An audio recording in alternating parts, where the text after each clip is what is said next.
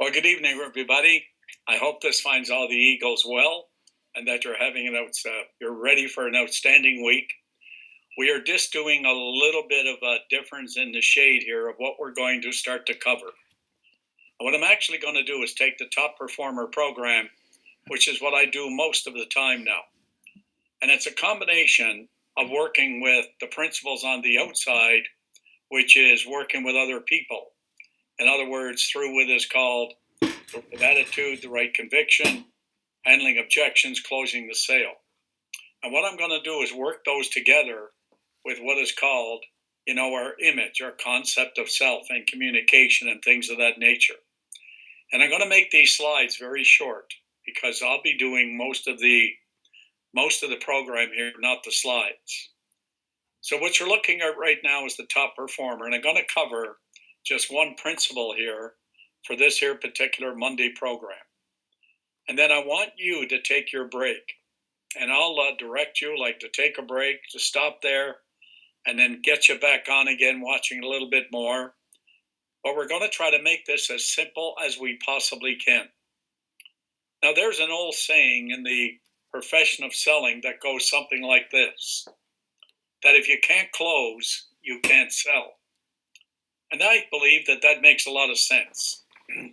However, I do believe that we spend a lot of unnecessary time on this word closing. Closing is the logical conclusion to an effective and orderly sales presentation. And you've got to get that straight in your head, that closing is the logical conclusion to a very basic, simple, and orderly sales presentation. And we're going to be covering that in detail as we go through it. So let me go to our first slide here, just after the top performer, on something that I've been doing for the longest time. And I bring up this word, this here letter, this R. And I'm going to ask you to let that R, let it represent what is called your results. In other words, when you walk into the field today, when you leave the office today, when you get on the phone today, whatever it is you do, to find the result that you want from that phone call, from that prospecting call, whatever it might be, whatever door you may knock on, I want you to take and maybe go in with this idea in your mind. I absolutely refuse to accept failure. Make sure you leave with something. You leave with the idea that you're either going to get an appointment, you're going to get a follow-up call with them, or you're going to get back to them at another time. But you really have to make sure that you decide what is the outcome that I want from this here particular call that I'm going to make today, or particular calls. So when I talk about results in this top performer program, the first thing that I bring up on these here principles is the first word is health. The first word is health. The second word is happiness. And the third word, of course, is wealth. And I want you to focus on those three words because it defines you. Like, how healthy are you as an individual? And why is that important? Because your health is going to determine, to a large extent, the kind of choices that you make in your life. Make no mistake about that. I don't want to get too far into health because I kind of still are trying to settle things about the medical profession within me, as far as my opinions of them. But I want you to really think about what's called your health. If there's one thing you can influence, is maybe you can't influence your health totally. But one thing I do know you can do is you can have an influence on your activity. Your activity in terms of whether you walk or run, or you take 10 minutes a day or an hour a day. You have an influence on what you eat every day. You can decide what that's going to be, whether it's going to be good, bad, or indifferent. Or you have a strong influence on how much rest that you actually get. And all three of these things are going to have a large impact on your health. Well, that's going to have an impact on the choices that you make, because health can determine what is called your mood. It's very important you get this. And then the second word is happiness. We spend a lot of time, a lot of money on a thing called happiness. We spend a lot of time in front of a hairdresser, a barber, whatever, in front of a clothier. We spend a lot of time trying to impress other people that we may not even like, but yet we do what we can to try and impress them. And it seems all those things are supposed to give us a degree of happiness. And I'm going to promise you they won't. Happiness is going to come from your own internal choices, the decisions you make that you're going to be happy. There isn't anyone or anything that can prevent you from being happy unless you decide to let them be unhappy. You see, in single file, our days are going to bring to us a lot of gifts. And those gifts should be centered around our health, our happiness, and of course, our wealth. So when you take a look at the word wealth, look at it as a state of consciousness, a state of being. Look at it as something that within you, that in your thoughts, feelings, and actions, you have a prosperity attitude. You have a prosperity feeling. You feel prosperous, and you act in a very prosperous manner.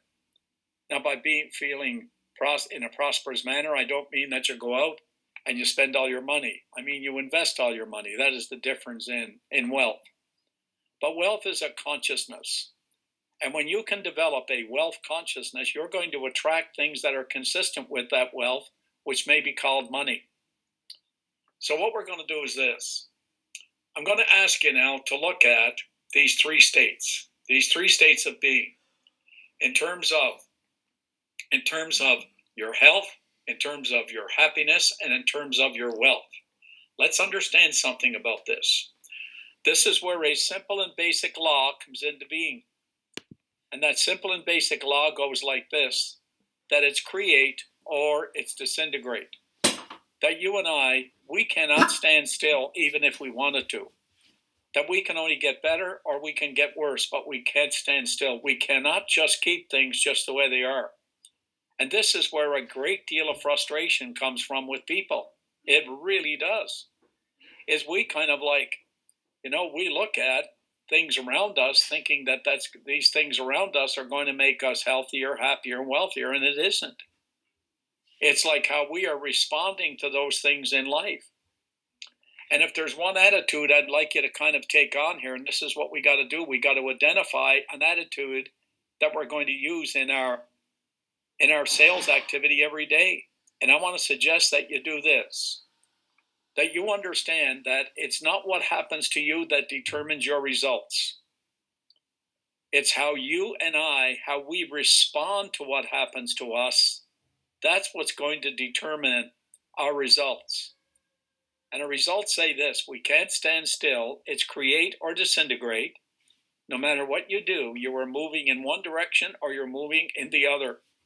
And usually it is because how we respond rather than react. If we respond to the influences of life, I can promise you, like for example, if you're going to be calling on a lot of people and talking to a lot of people, you're going to be influencing them. What they say to you, they're going to influence you. Don't you think we should have something in place, a strategy, an idea, an attitude in our mind on how we're going to respond to how people talk to us, how they respond to us, how they react to us? Shouldn't we find really good, simple, basic strategies on how to respond to them? I think that is so important. So it's about then create or disintegrate. We can't stand still even if we wanted to. So now, I'm going to ask you to just stop for a moment. And when you stop for a moment, I want you to have this discussion. What are some principles we're going to put in place on how we're going to make sure that we form the habit of responding to people rather than reacting to people? What is something we can do as a team, for example, in our meetings, like our mastermind meeting, our team meetings, like this meeting today? What are some things we can take in place, like a hot button that we can use around the office each and every day, to form this habit in our attitude, in our feelings, in our actions, on how we're going to be more proactive rather than reactive when we're dealing with people. Second, what is going to be our proactive attitude to get us active each and every day?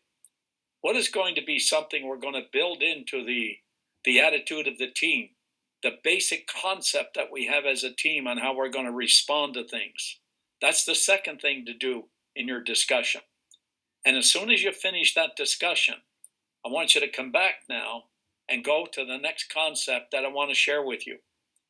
And this next concept is a pretty simple one, really, even though I have a hard time seeing it sometimes. But I want you to look at this here concept here.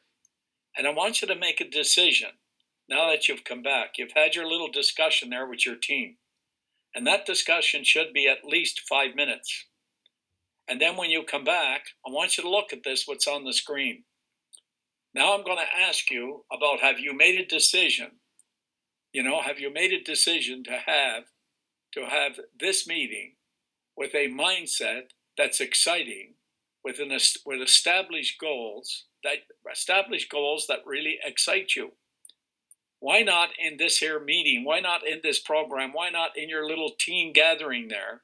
Why not begin looking at what it is you are doing as the simple and greatest opportunity in the world? Why not take that attitude? I mean, if you can capture that attitude and you can kind of embrace it with your heart, don't you see how people will feel just being around you? Yeah, I'm sure you can. I'm sure you can see that. So we're going to take an attitude. We're going to begin with this here idea, this attitude, that what we're doing is one of the greatest opportunities that a person could have in this world for helping other people. I think you can see that. I'm sure you can see that.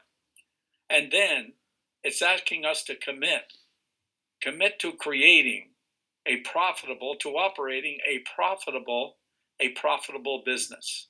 And that's from me, your friend, John Kanary. So then we need to take now the next step.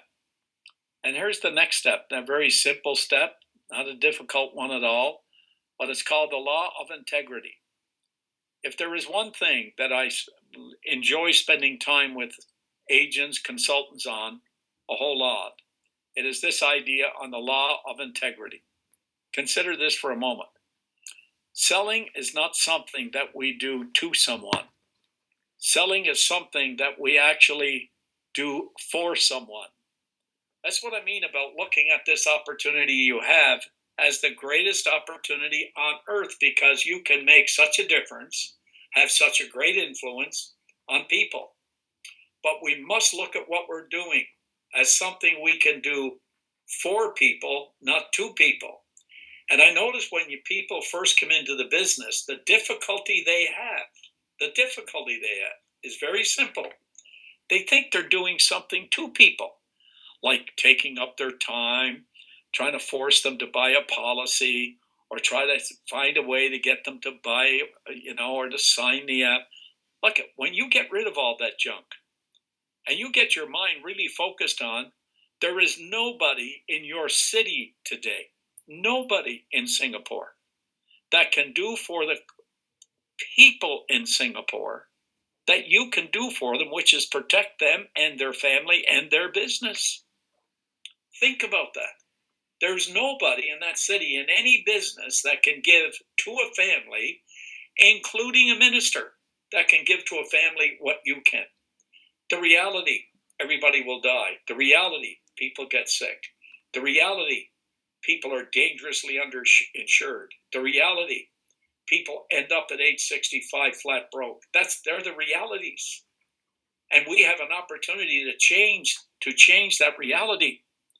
So here's where we begin this here entire process. This is really what is called leadership in the sales process. Now,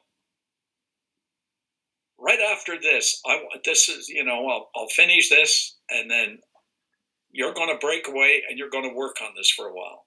And then I'm going to work on it again in the team calls with you. But let's look at the sales process, these 4 steps, and look first at step 4, which is called closing.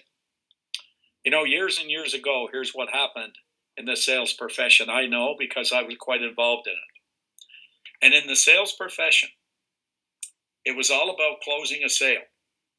And products were much different then. Nobody had the same products like today. Like, you go to Apple, you go to the different companies, you go, whatever it might be. And it's really interesting how close all of them really are. Different features, of course, maybe some different benefits, but overall, whatever one you buy is a good product, no matter what. Cars are almost the same thing. Most cars, 90% of cars do exactly the same thing. Well, see, closing was different then because everybody had a different product, so the benefits were different, the features were different. But when it comes to that final analysis, what makes the difference in sales has never been the product for the most part. It's been what is called the salesperson. I remember the test they did one time where they had a group of salespeople and they went through a thing with them showing the 3 P's on why people buy. And they asked they asked a bunch of clients, customers, that person out there on the street. What was the last thing you purchased? And they'd say a refrigerator, a car, or this or that. And they'd say, what was the most important thing in the sale? They'd say, was it price? That's the first P. Say, what did you pay for it? And they'd go, well, and some of them knew, but most of them didn't. And they said, was it the second P? Was it because of the product? Some of them knew, and some of them didn't. When it came to the third P, the person, the salesperson, all of them had something very positive and unique to say about the salesperson that actually sold them the product. So you see, the most important thing in products, the most important thing in service, the most important thing in relationships, it's the person. So the most important thing in closing, it's the person and how the person conducts themselves through what is called this sales process. Of course, we'll be going into this deeper and deeper things because one of the great questions is that you need to answer, and this is what I hope you'll do in your breakaways. In that first breakaway, you got to ask yourself the question, why should the prospect listen to me? Like, why should you, the Eagles of Singapore, why should you listen to me? Well, I think I know why, because I can add a level or a dimension of value to what it is you're doing. And I know I can do that. That doesn't mean that everybody gets the same message, but it does mean that they get a message, and I know that I can do that.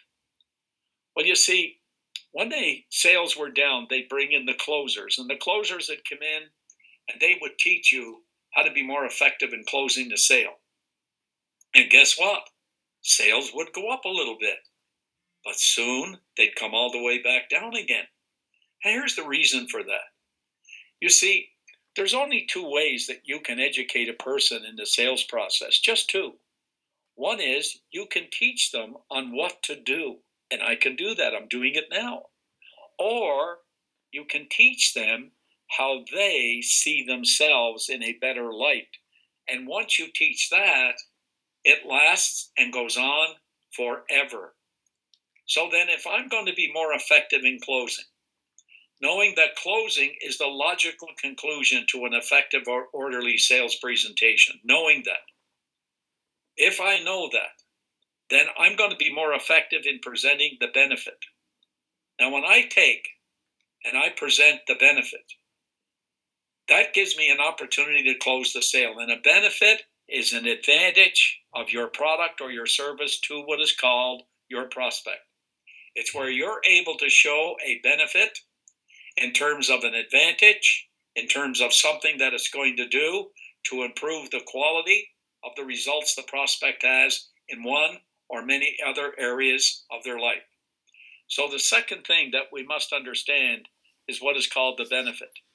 You know what's really interesting about this whole thing on the sales process, at least that I have found over the years, is that most of the money in sales training years ago was invested in steps 3 and in steps 4. That's where most of the training was. You'll find out that probably CFE do a lot of training in that particular area. But how do I and when do I use a benefit? When is the only time that I can use a benefit in selling? Now remember, there's a difference in a feature and a benefit. Features are like facts. Benefits are what the facts will do for the prospect. One person's benefit is not another person's benefit. The facts are the facts. We can't change that, but we can alter and improve the benefit as we go through it. So if we look at step number 2. Step number 2 is where we do what is called a needs analysis. That's where you do your summaries. You gather all this information. It's called a needs discovery, needs analysis, where you get into it with what is called the prospect on what is most important to them. You see, that's needs analysis. Now, remember I asked you a question, why would they listen to you? Why would they listen to you? Okay? And that leads us to this here where I just went blank on step 1. You see, until you know something about what is called developing trust, developing what is called a relationship, it's only then that a prospect is going to be open to you and your suggestions. It's only then that they're going to listen to you. It's only then that they're going to kind of like allow you to do a needs discovery. See, consider this. This is what I regard as a professional salesperson. It is an individual who leaves their office. Maybe they've even made a call from their office, but they made an appointment with someone. And on that appointment, they were able to discover a need where none existed prior to their visit. They then show the person the benefits that will fill that need, close the sale, and they leave with a referral to see another individual that will be more than happy to sit down with them. And that's the first 4 steps in the sales process. But what we need to understand is how do we establish that step 1? How do we establish that trust and that relationship? Well, what I'm going to ask you to do is to take it this way. I must start by asking good questions, and I'll do this quickly and then get you to sit down again and do your thing. But you see, we have to get in front of that prospect. And once we're in front of the prospect, we do our small talk. We get through all the small talk. And then I'm going to say this to them. Before we get into talking about like insurance or money or investments of any kind, there's a couple of questions I would like to ask you to make sure that I don't waste any of your time here today and that you'll get a lot of value out of our meeting. Would you mind if I asked you a few questions? And they're going to say, oh, that's quite all right. You say then, my first question is, tell me, what is most important to you in doing business with a company like ours? I'm going to suggest to you that as a female agent, I wouldn't recommend that you say, because that's where I changed it. One day I was saying this, and this lady said to me, I can't say that. And this is what I was telling people to say. Tell me, what is most important in you doing business with a person like me? Well, I was saying that, and these ladies were telling me I can't say that. And then it dawned on me, oh, okay, now I understand. So I changed it to what would be most important to you doing business with our company. Because you got some real wackos out there, and you certainly they don't need any help, okay? So if we take step 1, though, but asking the questions, what is most important to you in doing business with a company, financial planning company like ours?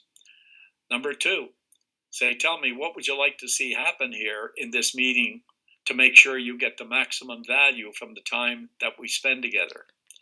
Number 3, what is most, and this probably is one that a lot of people miss, and we shouldn't. But how much time do we have here this evening? How much time do we have here in your office today or in your home today, whatever it is? Because quite often we're interrupted. We didn't check on how much time that we have, that they may have someplace to go in a little while. And then the last one is that you need to ask is simply this. You need to suggest to them, everything that we discuss in this meeting is totally and completely confidential.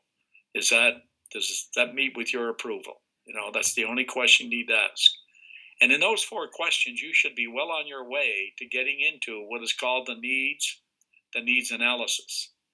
And that's where you use a lot of good questions like, good friend Kipling there, the great poet. I see him there over at the Raffles Hotel there, where he used to visit many years ago, in the writers bar there and things. It's such a magnificent place to go in and just sit there and gawk around, look around. It's wonderful. But he said he went through his whole life with 6 good friends. And I want to recommend you really study these in your breakout session. And his 6 good friends, he said, are who, what, where, when, why, and how. Who, what, where, when, why, and how. Like, for example, who are you presently doing with all your planning now? How are you doing it at the present time? What is most important to you in your financial plan and looking at your retirement, your days of retirement?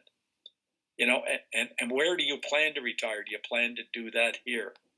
How do you see yourself at retirement, and in what kind of a position?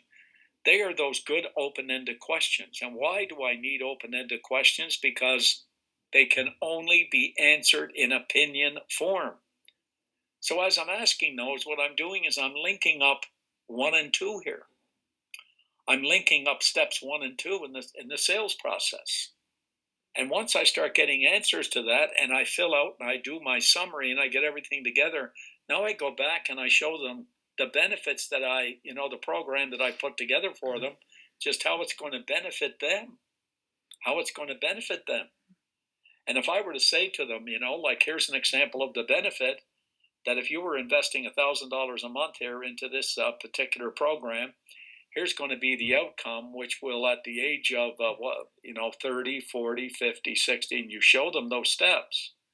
And then you ask them at the end of that, so tell me, how does that look to you? Or you may say, how does that sound to you? Or how do you feel about that?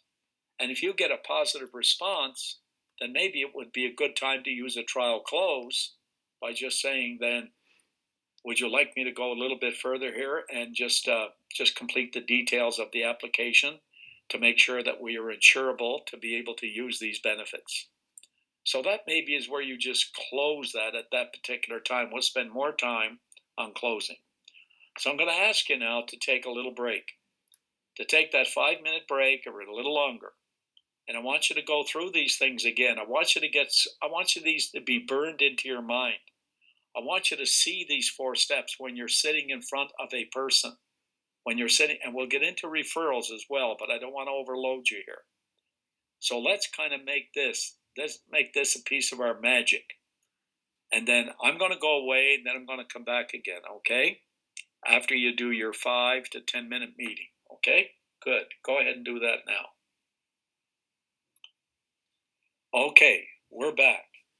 So what we will be doing in our next sessions is, let me give you an idea here, because when you look at this here, these 4 steps, let me just leave you with something on these 4 steps.